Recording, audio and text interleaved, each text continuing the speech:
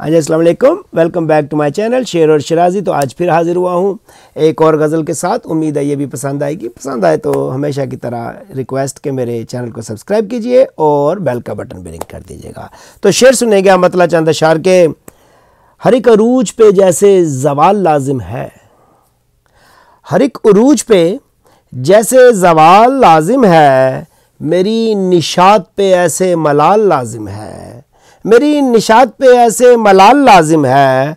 और शेर देखिए कि है इख्तियार खामोशी का तेरी आंखों को, है इख्तियार खामोशी का तेरी आंखों को, मेरी नज़र पे मगर एक सवाल लाजिम है, और मेरी नज़र पे मगर एक सवाल लाजिम है। और सिमटती आंख पे है कर्ज एक ख्वाब तेरा, सिमटती आंख पे है कर्ज एक ख्वाब तेरा, धड़कते दिल पे ये तेरा ख्याल लाजिम है, और धड़कते दिल पे ये तेरा ख्याल लाजिम है। और गमे जहान का हर एक ज़ख्म भरने में, गमे जहान का हर एक ज़ख्म भरने में, रफू गरों पे सुना है कमाल लाजिम है, रफू गरों पे सुना है कमाल लाजिम है। और शेर देखिए कि बिसाते इश्क में तेरे ख़राब हालों पे, और बिसाते इश्क में तेरे ख्याल तेरे ख़राब हालों पे, न तेरा हिज्र न तेरा विसाल लाजिम है।